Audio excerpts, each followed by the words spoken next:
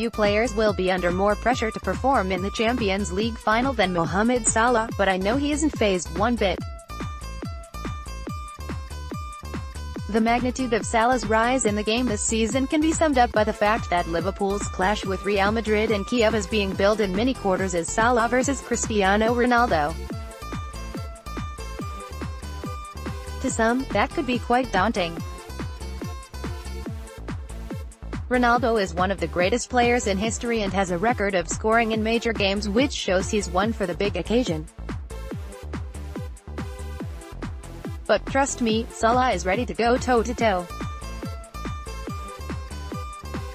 I went to interview him at the start of the week for BT Sport, and there was a steely determination in the way he spoke to me, as well as in his eyes. Liverpool squad leave for Kiev. The two men are completely different characters. Everyone has always been aware of Ronaldo's confidence. He loves the limelight and enjoys the commercial side. Salah is a humble, quiet lad. His personality hasn't changed a great deal from when I played with him briefly at Chelsea. He told me how Chelsea played a role in his development despite getting very few chances to play in the first team after joining in 2013, but it now feels like he's grown into a man. Salah completely understands his talent in a good way. He's full of self-belief, yet speaks with humility. I think he now feels, and rightly so, that it is a case of him versus Ronaldo. He believes this is his level. Both teams will have to be wary of these two individuals who could decide which club end up lifting the trophy. Salah will definitely look to exploit the inside right channel. Real Madrid's left-back Marcelo will be given license to go forward as normal, and that will leave them vulnerable. It's those spaces that Salah regards as his front room. Sergio Ramos is used to covering Marcelo, though, and will look to negate Salah. Unlike Liverpool's previous opponents in the competition, Real Madrid's defenders have far more speed to cope with the counter-attack. As well as Ramos, they have Rafael Varane alongside him and Dani Carvajal too at right back. Given the threat Roberto Firmino and Sadio Mane can also pose, it is imperative that Real Madrid have a player in front of the back four, which tends to be Casemiro in the big games, to stop the supply line.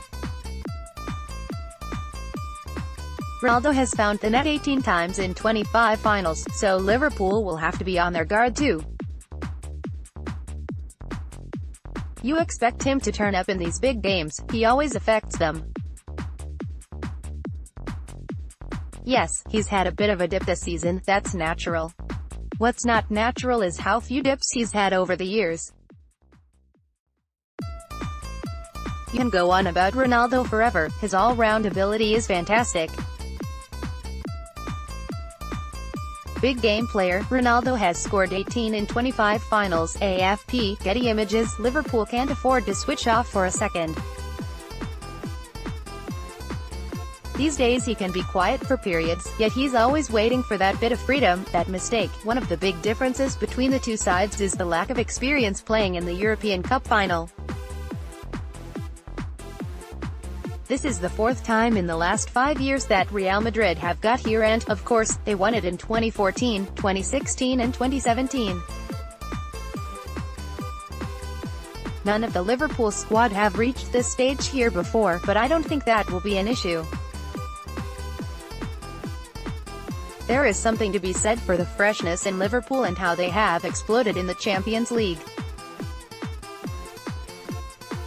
It makes them just as dangerous as their opponents. You have to remember they still have strong men in that dressing room, players like Virgil van Dijk at the back, Jordan Henderson, James Milner, people who have been around the block. They know the script, they know the game. You also question whether Real Madrid are quite the force they have been in recent years. Their La Liga form this term has shown that. It will come down to the performance on the night, as finals always do.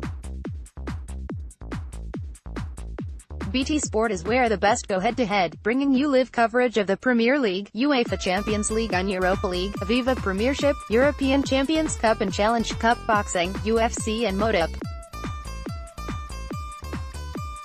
For more information, visit bt.com/sport.